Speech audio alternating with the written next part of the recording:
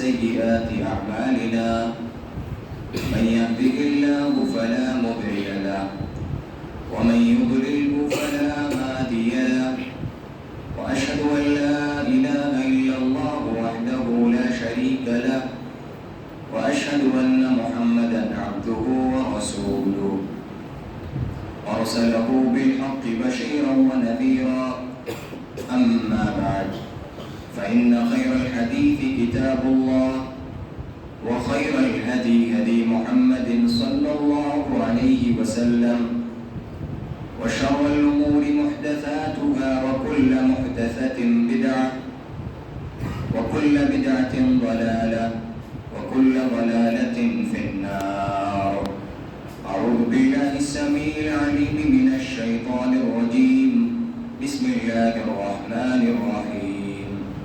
يا أيها الناس اتقوا ربكم الذي خلقكم من نفس واحدة وخلق منها زوجها وبث منهما رجالا كثيرا ونساء واتقوا الله الذي تساءلون به والأرحام إن الله كان عليكم رقيبا. يا أيها الذين آمنوا اتقوا الله حق تقاته ولا تموتن إلا وأنتم مسلمون. يا أيها الذين آمنوا اتقوا الله وقولوا قولا سديدا يصلح لكم أعمالكم ويغفر لكم ذنوبكم ومن يطع الله ورسوله فقد فاز فوزا عظيما. بسم الله الرحمن الرحيم. قاف والقرآن المجيد بل عجبوا أن جاءهم منذر منهم فقال الكافرون هذا شيء عجيب أئذا متنا وكنا ترابا ذلك رجع بعيد قد علمنا ما تنقص الأرض منهم وعندنا كتاب حفيظ بل كذبوا بالحق لما جاءهم فهم في أمر مريج أفلم ينظروا إلى السماء فوقهم كيف بنيناها وزيناها وما لها من فروج والأرض مددناها وألقينا فيها رواسي وأنبتنا فيها من كل زوج بهيج تبصرة وذكرى لكل عبد منيب ونزلنا من السماء ماء مباركا فأنبتنا به جنات وحب الحصيد والنخل باسقات لها تلع نضيد رزقا للعباد وأحيينا به بلدة ميتا كذلك الخروج كذبت قبلهم قوم نوح وأصحاب الرس وثمود وعاد وفرعون وإخوان لوط وأصحاب الأيكة وقوم تبع كل كذب الرسل فحق وعيد أفعينا بالخلق الأول بل هم في لبس من خلق جديد. فقد قال الله تعالى في الكلام المجيد والفرقان الحميد إنما التوبة على الله للذين يعملون السوء بجهالة ثم يتوبون من قريب فأولئك يتوب الله عليهم وكان الله عليما حكيما. وقال النبي صلى الله عليه وسلم كل بني آدم خطاء وخير الخطائين التوابون. معزز و مکرم حاضرین جمعہ، بزرگان دین، نوجوانان ملت، خواتین اسلام، سب سے پہلے ہم تمام قسم کی تعریفات، توصیفات، کبریائی، بڑائی، بزرگی، بادشاہی جس کے لیے ہے اس کی حمد و ثنا کرتے ہیں. وہ تنہا مالک اور خالق رب العالمین ہے. درود و سلام ہو تمام انبیاء کرام پر اور تاجدار مدینہ سرور کونین سید ولد آدم صلی اللہ علیہ وسلم پر. حاضرین جمعہ، اللہ کے نبی صلی اللہ علیہ وسلم فرماتے ہیں کل بنی آدم خطاء، کہ بنی آدم خطا کار ہے، گناہ گار ہے. وخیر الخطائین التوابون، اور اور گناہگاروں میں، خطاکاروں میں بہتر وہ ہے جو توبہ کر لے۔ سب سے پہلی غلطی جو ہم سب کے باپ آدم علیہ السلام نے جنت کے اندر کی، وہ شیطان کے بہکاوے میں آ کر کی تھی۔ شیطان نے ان کی بیوی حوا علیہ السلام کو بہکایا کہ دیکھو، رب کریم نے جو اس پیڑ کے قریب جانے سے منع کیا ہے، اس کا پھل کھانے سے جو منع کیا ہے، وہ اس لیے کیا ہے تاکہ تم ہمیشہ ہمیشہ جنت میں نہ رہو، تاکہ تم جو ہے فرشتے نہ ہو جاؤ۔ تو حوا علیہ السلام اور آدم علیہ السلام شیطان کے اور ابلیس کے بہکاوے میں آئے اور انہوں نے اس پیڑ کا پھل کھایا، جس غلطی کی وجہ سے اللہ رب العالمین نے ان سے جنت کا لباس چھین لیا اور انہیں جنت سے نکال کر کے، اتار کر کے زمین پر بھیج دیا۔ مگر آدم علیہ السلام اور حوا علیہ السلام نے اپنی غلطی کا احساس کیا، اپنی غلطی پر شرمسار ہوئے اور دونوں نے اللہ رب العالمین کے حضور یہ دعا کی، ربنا ظلمنا انفسنا وان لم تغفر لنا وترحمنا لنکونن من الخاسرین۔ اے ہمارے رب، ہم نے اپنے نفسوں پر ظلم کیا ہے، وان لم تغفر لنا، اگر تو نے ہمیں نہیں بخشا، ہم پر رحم نہیں کھایا، ولنکونن من الخاسرین، تو ہم خسارہ اٹھانے والوں میں سے ہو جائیں گے۔ اسی طریقے سے آپ نوح علیہ السلام کی زندگی کو پڑھیں۔ نوح علیہ السلام کی جب قوم نے سرکشی کی اور ان کو عذاب دے دیا گیا، جب ان کی قوم ڈوب رہی تھی، اس قوم میں نوح علیہ السلام کا بیٹا بھی موجود تھا، جو نوح علیہ السلام کی فکر پر، آپ کے عقیدے پر نہیں تھا۔ نوح علیہ السلام نے اللہ رب العالمین سے کہا کہ اللہ، تو میرے اس بیٹے کو بچا لے، تو نے وعدہ کیا تھا کہ میں تیرے اہل و عیال کو بچا لوں گا، تیرے اپنوں کو بچا لوں گا۔ نوح علیہ السلام نے جب یہ کہا تو اللہ رب العالمین نے کہا کہ تیرے اہل و عیال میں تیرا بیٹا کیسے ہو سکتا ہے جو تیری فکر پر ایمان نہیں رکھتا ہے، جو تیرے عقیدے پر ایمان نہیں رکھتا ہے۔ تبھی نوح علیہ السلام کو اپنی غلطی کا احساس ہوا کہ میں نے ایسی چیز کا مطالبہ کر دیا ہے جس کا علم مجھے نہیں ہے، اور فوراً نوح علیہ السلام نے یہ دعا کی، رب انی اعوذ بک ان اسألک ما لیس لی بہ علم والا تغفر لی وترحمنی اکن من الخاسرین۔ اے میرے رب، میں تجھ سے پناہ چاہتا ہوں، رب انی اعوذ بک ان اسألک ما لیس لی بہ علم، ایسا سوال کرنے سے جس کے بارے میں مجھے علم نہیں ہے، رب کریم تو مجھے معاف کر دے۔ تو نوح علیہ السلام کو بھی معاف کر دیا گیا، آدم علیہ السلام اور حوا علیہ السلام کے ساتھ ساتھ اسی طریقے سے نوح علیہ السلام کو بھی معاف کیا گیا۔ اور آپ یونس علیہ السلام کی زندگی کا مطالعہ کریں، آپ کو پتہ چلے گا یونس علیہ السلام جب اپنی قوم سے ناراض ہو کر کے رب کریم کے حکم کے بغیر وہ اپنے گاؤں سے اور اپنے قریے سے، اپنے علاقے سے نکل کر کے جانے لگے، وہاں پر اللہ رب العالمین نے یونس علیہ السلام کی پکڑ کی اور انہیں مچھلی نے نگل لیا۔ مچھلی کے اس پیٹ میں، اس تاریکی میں یونس علیہ السلام کو اپنی غلطی کا احساس ہوا۔ فوراً رب کے حضور اپنی تلافی کے لیے یہ کلمات ارشاد فرمائے، لا الہ الا انت سبحانک انی کنت من الظالمین۔ اے پروردگار، تیرے علاوہ کوئی معبود برحق نہیں، یقیناً تیری ذات پاک ہے، انی کنت من الظالمین، میں ہی ظالموں میں سے تھا۔ ایک یہ طریقہ ہے جو انبیاء علیہ السلام کا طریقہ ہے، اور ایک طریقہ وہ ہے جو ابلیس نے اپنایا۔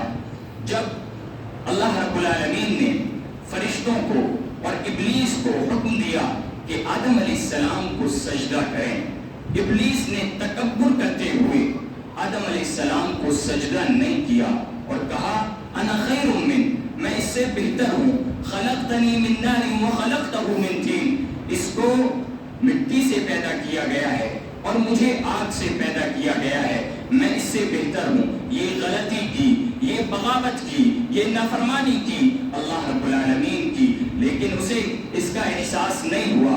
وہ اپنے تکبر پر اڑا رہا، اپنی ہٹ گرمی پر اڑا رہا، اپنی اس نافرمانی پر اڑا رہا، اپنی اس بغاوت پر اڑا رہا، اور اس نے کہا کہ رب کریم جا کر کے تیرے ان بندوں کو بہکاؤں گا، ان کے دائیں سے بھی آؤں گا، ان کے بائیں سے بھی آؤں گا، ان کے آگے سے بھی آؤں گا، ان کے پیچھے سے بھی آؤں گا، اور انہیں سب طرف سے بہکا کر کے جہنم کی راہ پر لا کر کے کھڑا کروں گا۔ اور یہ شیطان، یہ ابلیس، یہ مہلت لے کر کے دنیا میں اترتا ہے اور اپنا کام جاری اور ساری رکھتا ہے، اور کیا ہی بخوبی کام وہ اپنا انجام دے رہا ہے کہ نہ جانے دنیا میں کتنے انسانوں کو اس نے بہکا رکھا ہے، نہ جانے کتنے مسلمانوں کو اس نے بہکا رکھا ہے۔ جو مسلمان اللہ پر ایمان رکھتے ہیں، رسول پر ایمان رکھتے ہیں، تمام آسمانی کتابوں پر ایمان رکھتے ہیں، اس کے باوجود بھی وہ کیسے گوارا کر سکتے ہیں کہ وہ رب کریم کے ساتھ ساتھ کسی دوسرے کو شریک بناتا پھرے؟ کیا اس کو کم بڑا گناہ سمجھتے ہیں؟ یہ گناہ کوئی معمولی گناہ نہیں، یہ گناہ بہت عظیم گناہ ہے۔ ان الشرک لظلم عظیم، ہر شخص جانتا ہے، اس آیت کو بارہا سن رکھا ہے کہ شرک عظیم گناہ ہے، شرک سب سے بڑا گناہ ہے۔ آج اگر ہم مسلم معاشرے پر نظر دوڑائیں اور ڈالیں تو پتہ چلتا ہے کہ مسلم معاشرہ گناہوں میں لت پت نظر آتا ہے، گناہوں میں لت پت ہے، چاہے وہ شرک میں مبتلا ہونا ہو، چاہے وہ زنا میں مبتلا ہونا ہو۔ آج مسلم نوجوان کے پاس سوشل میڈیا ہے، زنا آپ صرف بدفعلی کا نام سمجھتے ہیں، زنا آنکھ کا بھی ہوتا ہے، زنا کان کا بھی ہوتا ہے، زنا منہ کا بھی ہوتا ہے، زنا ہاتھ کا بھی ہوتا ہے، زنا پیر کا بھی ہوتا ہے۔ آپ سوشل میڈیا کے ذریعے نہ جانے کتنی راتوں کو ان زناؤں میں ملوث رکھتے ہیں اپنے آپ کو۔ مسلم معاشرہ اس زنا میں لت پت ہے، اور مسلم معاشرہ سودی کاروبار کرتا نظر آتا ہے، مسلم معاشرہ شراب پیتا نظر آتا ہے، نشہ آور چیزوں کے استعمال میں لگا پڑا ہے۔ یہ تو بڑے بڑے گناہ ہیں جو میں نے آپ کے سامنے ذکر کیے ہیں، اور نہ جانے کتنے ایسے گناہ ہیں جن کا ذکر میں کر بھی نہیں سکتا ہوں اور نہ کر بھی پا رہا ہوں، اور کتنے چھوٹے گناہ ہیں جو ہم سب کرتے ہیں۔ یہ تمام کے تمام گناہ کیا اس بات کے ضامن ہیں کہ ہمیں جنت دلا دیں گے؟ کیا اس بات کے ضامن ہیں کہ ہمیں وہ راہ دلا دیں گے، وہ راستہ دلا دیں گے جس راستے پر صحابہ نے، جس راستے پر نبی پاک صلی اللہ علیہ وسلم نے نجات پائی ہے؟ اسی لیے ہمیں چاہیے کہ ہم ان گناہوں کا احساس کریں کہ ہم گناہ کر رہے ہیں۔ گانا سننا گناہ ہے، گانا اسٹیٹس پر لگانا ہو یا سٹوری پر لگانا ہو، یہ دوہرا گناہ ہے۔ وہ اس طریقے سے کہ آپ تو سن رہے ہیں، دوسرے کو بھی مستفیض فرما رہے ہیں، یہ گناہ ہے۔ لہٰذا اس سے بچیے۔ اس طرح کے بہت سارے گناہ ہیں جو ہم کرتے ہیں۔ اس مبارک مہینے کے اندر ہمیں یہ ایک اپارچونٹی ملی ہوئی ہے کہ ہم اپنے آپ کی بخشش کروا لیں، رب کریم کے حضور اپنے آپ کو معاف کروا لیں، اور اگر ہم اپنے آپ کو معاف نہ کروا سکے، ہم اپنے آپ کی معافی اور تلافی نہ کروا سکے، تو ہم سے بڑا بد نصیب کوئی نہیں ہے۔ اللہ کے نبی صلی اللہ علیہ وسلم نے جبرائیل امین کی اس بد دعا پر آمین کہا ہے کہ جس نے رمضان المبارک کا مہینہ پایا اور جو اپنے آپ کو نہیں بخشوا پایا۔ لہٰذا ہمیں چاہیے کہ ہم توبہ کریں، اللہ رب العالمین سے سچی اور خالص توبہ کریں۔ اللہ تعالیٰ ہماری کامیابی چاہتا ہے،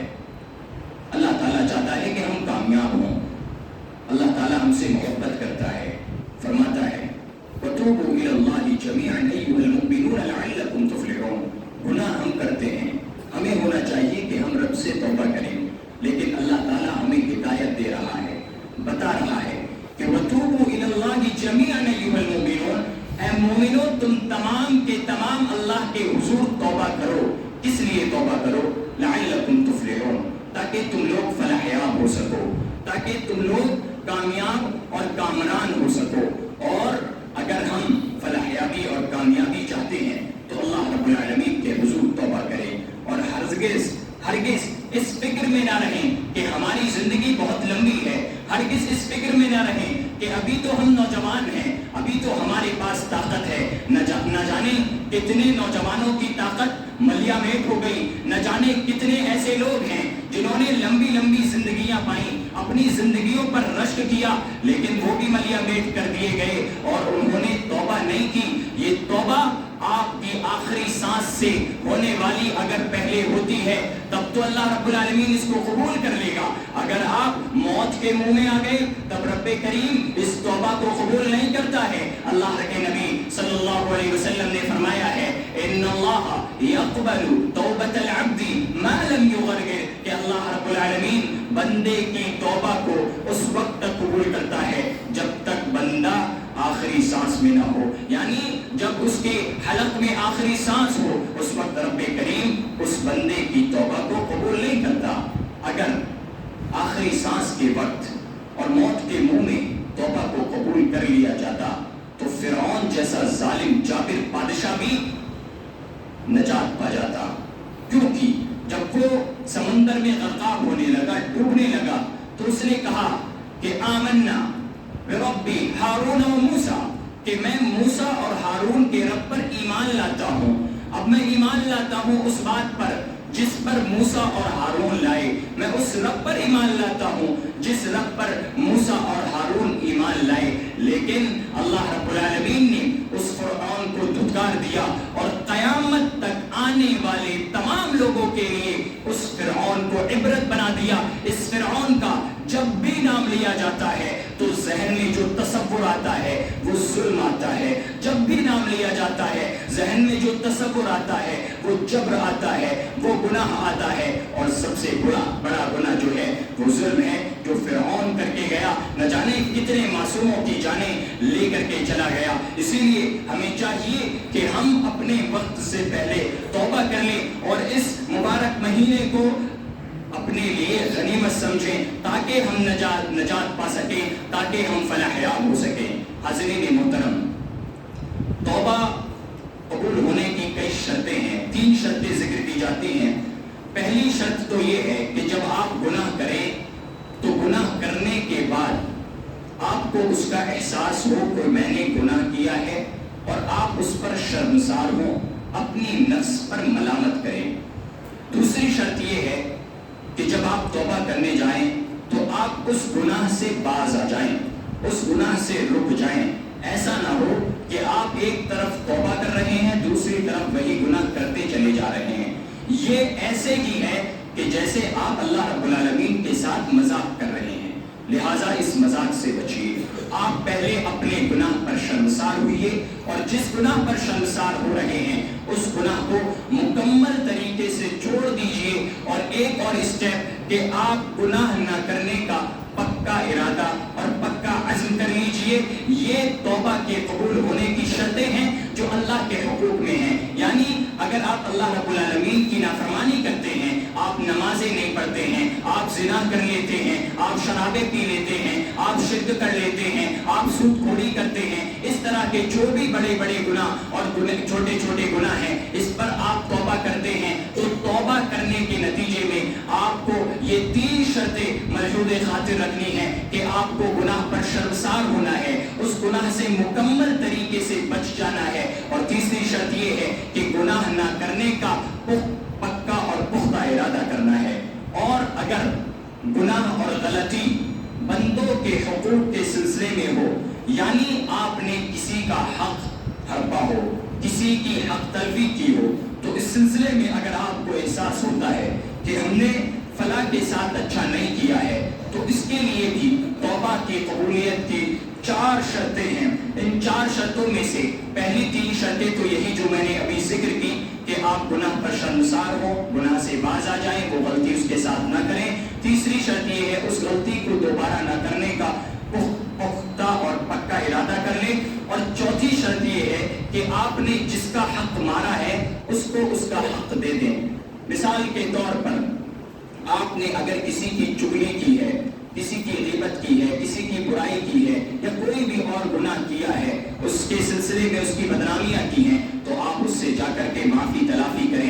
اور اگر آپ کو اس بات کا خدشہ ہے کہ اگر میں اس سے کہنے جاؤں گا کہ اس نے چغلی کی ہے کہ فساد ہو سکتا ہے اور بگاڑ پیدا ہو سکتا ہے, تو ایسے اس سلسلے میں علماء کرام نے اجازت دی ہے کہ آپ اس سلسلے میں بخشش کی دعا کریں اور جن جن جگہوں پر جا کر کے آپ نے اس کی غیبت کی ہے, چغلی کی ہے, بدنامی کی ہے, ان جگہوں پر جا کر کے آپ اس کی تعریفیں کریں, اس کی خوبیاں بیان کریں تاکہ آپ کی یہ غلطی معافی کے لائق ہو سکے اور اللہ رب العالمین اس توبہ کو قبول کرے۔ اللہ رب العالمین کے نزدیک جو توبہ خالص توبہ ہوتی ہے وہ قبول کی جاتی ہے۔ ایک واقعہ آپ سنیے، عمران بن حسین رضی اللہ تعالیٰ عنہ بیان کرتے ہیں، فرماتے ہیں، صحیح مسلم کی روایت ہے کہ قبیلہ جوہینیہ کی ایک عورت آتی ہے جس نے بدفعلی کر رکھی ہوتی ہے، جس سے زنا کا ارتکاب ہو جاتا ہے۔ وہ نبی پاک صلی اللہ علیہ وسلم کے پاس آتی ہے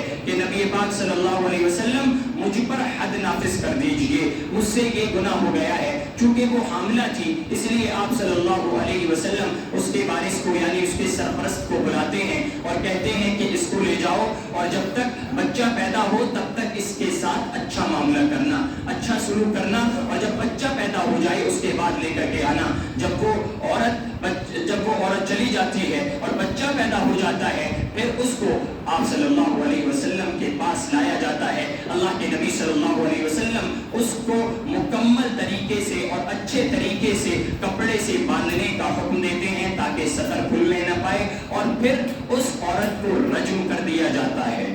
اس کے بعد آپ صلی اللہ علیہ وسلم اس عورت کی نماز جنازہ پڑھاتے ہیں۔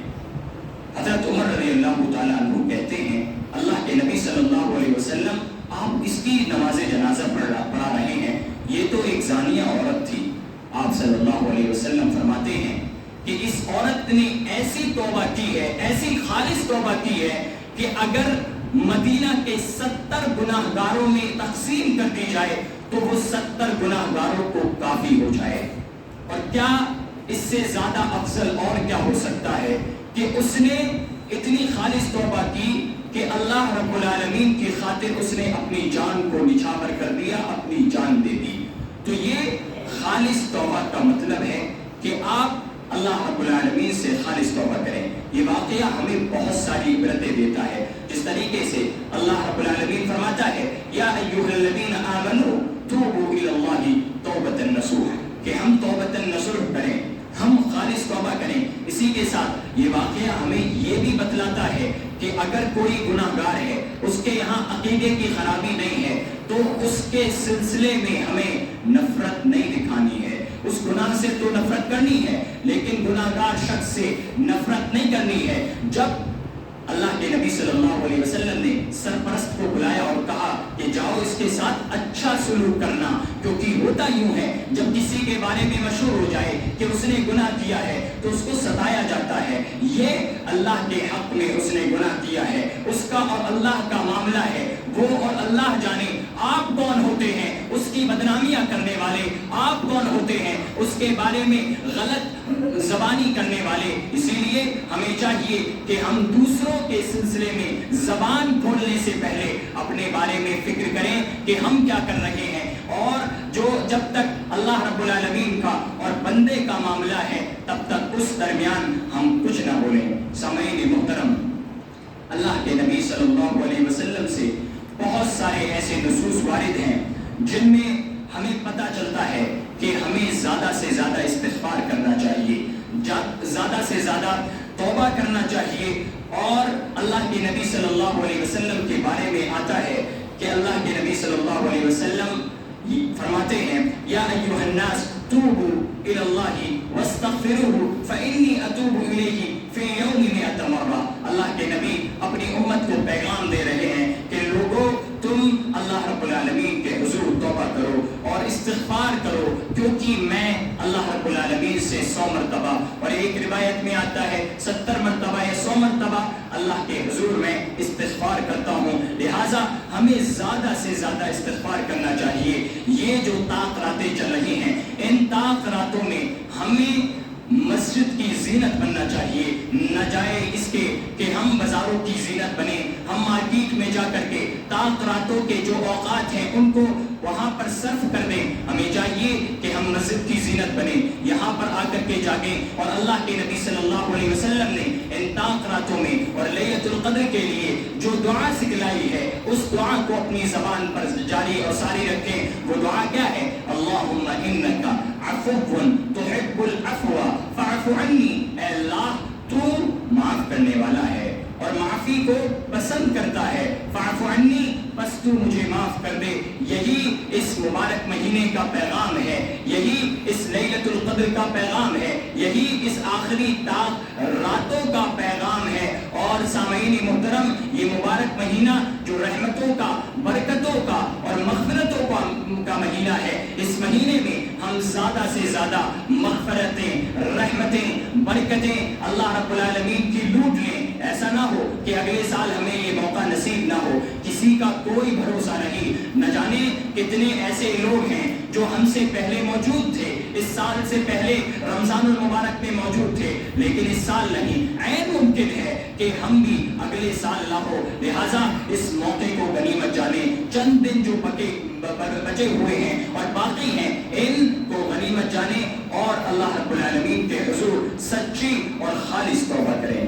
سامعین محترم، اللہ رب العالمین سے جب کوئی بندہ توبہ کرتا ہے تو رب کریم بہت خوش ہوتا ہے، اور یہ اللہ رب العالمین کی محبت کی دلیل ہے۔ اللہ یسترنا، اللہ رب العالمین پہلے ہمارے گناہوں کی ستر پوشی کرتا ہے، ان کو چھپاتا ہے۔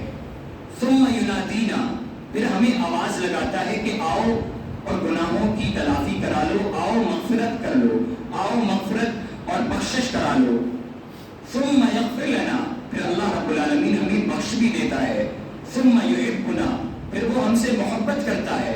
ثم یبدل ذنوبنا الی الحسنات، پھر ہمارے گناہوں کو نیکیوں میں بدل دیتا ہے۔ یہ رب کریم کی محبت کی علامت ہے۔ اور اللہ رب العالمین بندوں سے 70 ماؤں والی جو بات ہے کہ 70 ماؤں سے زیادہ محبت کرتا ہے، یہ تو بناوٹی بات ہے۔ لاکھوں کروڑوں مائیں ہوں، ان سے زیادہ اللہ رب العالمین بندوں سے محبت کرنے والا ہے۔ اللہ رب العالمین نے رحمت کے 100 درجے کیے، ان 100 درجوں میں سے 99 جو درجے ہیں وہ اپنے پاس رکھے ہیں۔ صرف ایک درجہ جو دنیا کے اندر بھیجا ہے، اس ایک درجے میں آپ ماں کی ممتا دیکھتے ہیں، بہن کی ممتا دیکھتے ہیں، اس ایک درجے میں آپ رحم و کرم کا معاملہ دنیا کے اندر دیکھتے ہیں۔ جو 99 رب کریم کے پاس موجود ہیں، سوچئے وہ کتنا رحیم ہے، کتنا کریم ہے۔ کبھی بھی رب کی رحمت سے مایوس نہیں ہونا ہے۔ یہی پیغام اللہ رب العالمین نے کلام مجید کے اندر ہمیں دیا ہے کہ یا عبادی الذین اسرفوا علی انفسہم لا تقنطوا من رحمت اللہ۔ اگر تم نے اپنے نفسوں پر ظلم کیا ہے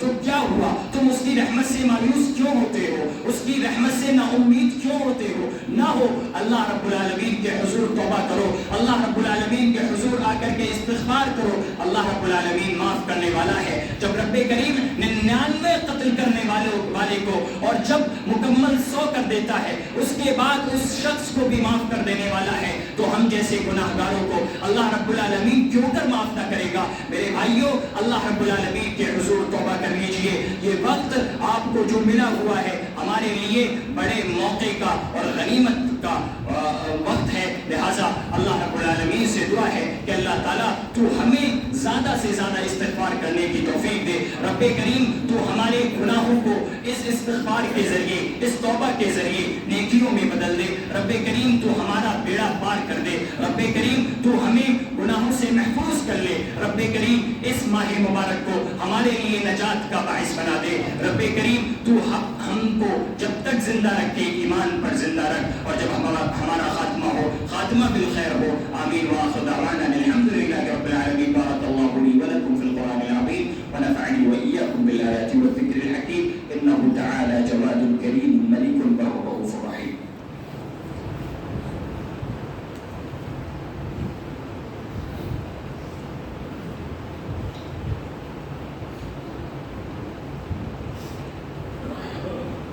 إن الحمد لله نحمده ونستعينه ونستغفره ونعوذ بالله من شرور أنفسنا ومن سيئات أعمالنا، من يهده الله فلا مضل له ومن يضلل فلا هادي له، وأشهد أن لا إله إلا الله وحده لا شريك له، وأشهد أن محمدا عبده ورسوله، أما بعد، أعوذ بالله من الشيطان الرجيم، بسم الله الرحمن الرحيم، إن الله وملائكته يصلون على النبي، يا أيها الذين آمنوا صلوا عليه وسلموا تسليما، اللهم صل على محمد وعلى آل محمد كما صليت على إبراهيم وعلى آل إبراهيم إنك حميد مجيد، اللهم بارك على محمد